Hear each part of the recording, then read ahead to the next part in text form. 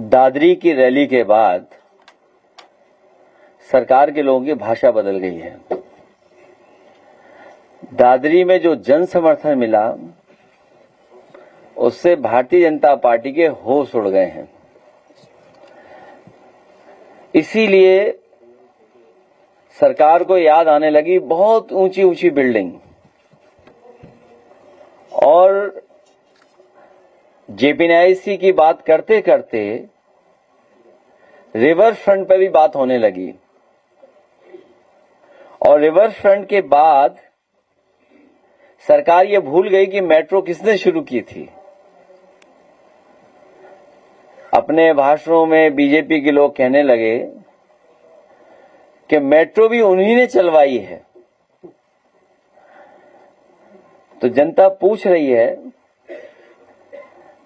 ये बात असल में कह रहे हैं कि असर से कह रहे हैं। हम सब मिलकर के आने वाले समय में पीडीए की सरकार बनाकर के सामाजिक न्याय के राज की स्थापना करने के लिए हम संकल्प लेकर के जा रहे हैं और ये हम लोगों की जानकारी में है कि जैसे ही चुनाव अन्य प्रदेश के समाप्त होंगे पूरी भारतीय जनता पार्टी की फौज बटालियन जो कुछ है वो उत्तर प्रदेश में आ जाएगी।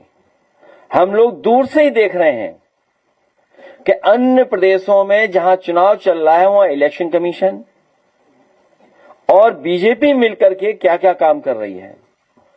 उन सब से भी हम संगठन के लोग सावधान रह करके उनकी साजिश षड्यंत्र को समझते हुए उत्तर प्रदेश में पुनः समाजवादी सरकार बने उसके लिए हम लोग जमीन पर काम करेंगे। और जिस समय सरकार बनेगी तो अच्छे दिन तो लाए नहीं लोग, लेकिन बुरे दिन जाने वाले हैं ये तो जनता जान गई है कि नंदलाल जो दस्तखत नहीं कर पाता है, अंगूठा मारता है, उसके भारतीय जनता पार्टी ने दस्तखत करा लिए। बताओ इलेक्शन कमीशन ने किसी अधिकारी पे कार्रवाई की हो तो बता दो। आप क्या उम्मीद करते हो कि सरकार कार्रवाई करेगी उस पर?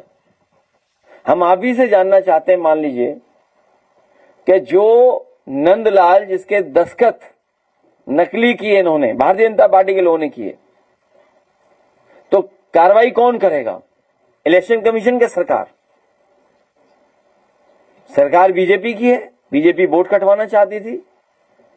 अब हमें उम्मीद इलेक्शन कमीशन से, तो कम से कम बंगाल में नहीं उत्तर प्रदेश में इलेक्शन कमीशन अपनी क्रेडिबिलिटी साबित करे कि वो निष्पक्ष है और कार्रवाई करेगी ऐसे लोगों के ऊपर। एक भी अधिकारी के ऊपर अभी तक कोई कार्रवाई नहीं हुई है जहां पर अधिकारियों ने नियम का पालन नहीं किया उस पर। देवरिया और गोरखपुर में दूरी कितनी है बताओ आप? गोरख धंधा चल रहा हूं अभी, बताइए आप। देवरिया गोरखपुर की दूरी कितनी है? और पहले अगर आपको याद हो कुशीनगर में भी इसी तरह का मसला आया था जिसमें हाई कोर्ट तक गए थे लोग और अधिकारियों ने मिलकर के समाजवादी पार्टी को बदनाम करने के लिए मुस्लिम लोगों को झूठा आरोप में भेज दिया जेल। उन्हें हाई कोर्ट से राहत मिली और भविष्य में आप देखना जिन्होंने इस तरह का काम किया, हमारे कार्यकर्ताओं को फंसाया, वो जेल जाएंगे। लेकिन देवरिया वाला मामला दूसरा है। यहां तो सुनने में आ रहा है कि भारतीय जनता पार्टी की सरकार में